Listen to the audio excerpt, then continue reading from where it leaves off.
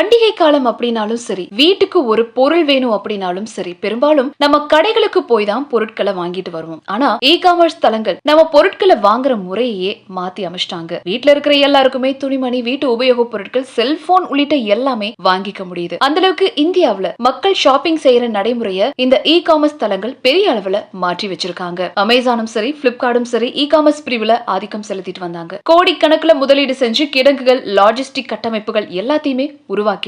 ஆனா இது எதுவுமே இல்லாம இ-காமர்ஸ் தளத்துல நுழைஞ்சு அமேசான், பிளிப்கார்ட் இது எல்லாத்தையும் பின்னுக்கு தள்ளி ரொம்ப பெரிய சாதனையாளரா உருவாகி இருக்கு மீஷோ. அமேசான், பிளிப்கார்ட் இந்த நிறுவனங்கள் எல்லாமே பெரிய நகரங்கள்ல வசிக்கிற வாடிக்கையாளர்களை குறி வச்ச நிலையில மீஷோ குறைவான விலைக்கு பொருட்களை தேடக்கூடிய இரண்டாம் நிலை மற்றும் மூன்றாம் நிலை நகரங்கள், கிராமங்களை சேர்ந்த வாடிக்கையாளர்களை குறி வச்சிருக்காங்க. அதாவது கம்மியான விலைக்கு பொருட்கள் வேணும், தரமாவும் வேணும் அப்படின்னு நினைக்கக்கூடிய இந்தியாவின் பாதிக்கும் அதிகமான மக்கள் தொகை தான் மீஷோவுடைய இலக்கே. 2015 வருஷம் இந்தியாவை சேர்ந்த சிறு வணிகர்களுக்கான ஒரு ஆன்லைன் விற்பனை தளமா தான் தன்னுடைய ஆப்பை பயன்படுத்த ஆரம்பிச்சாங்க.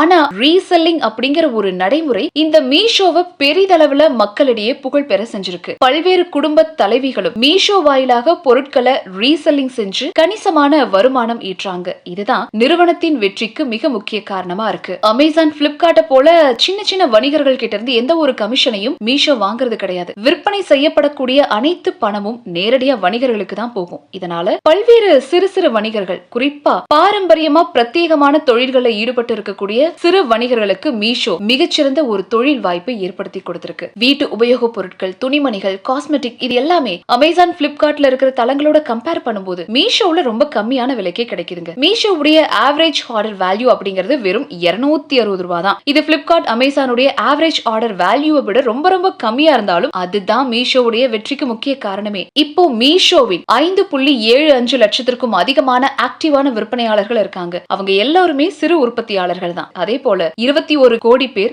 இந்த ஆப் வாயிலா பொருட்களை வாங்குறாங்க. பெரிய பிராண்ட் அல்லாத சின்ன விநியோகஸ்தர்கள் தான் மீஷோவுடைய அடித்தளம். மீஷோ கிட்ட சொந்தமா ஹேர் வாஷ்கள் எதுவுமே கிடையாது. அது ஒரு மார்க்கெட் பிளேஸா மட்டுமே செயல்படுது. மீஷோவை பொறுத்த வரைக்கும் லாஜிஸ்டிக் மூலமாவும் தன்னுடைய தளத்துல விளம்பரங்களை வெளியிடுவதன் மூலமும் கணிசமான வருமானத்தை பெறாங்க. 2025 வருஷம் நிதியாண்டுல இந்த நிறுவனத்தின் செயல்பாட்டு வருமானம் 9390 கோடி ரூபாய்ங்க. மீஷோ வருமானம் ரொம்ப கூடிய சீக்கிரத்திலேயே IPO வெளியிட இருக்காங்க. இதன் மூலமா திரட்டக்கூடிய நிதியை கொண்டு மேலும் விற்பனையை விரிவாக்கம் செய்ய பிளான் பண்ணிருக்காங்க. இந்த வருஷத்துல அதிகமா எதிர்பார்க்கக்கூடிய ஒரு IPO-வா இது இருக்கும் அப்படிங்கறதுல சந்தேகமே கிடையாது.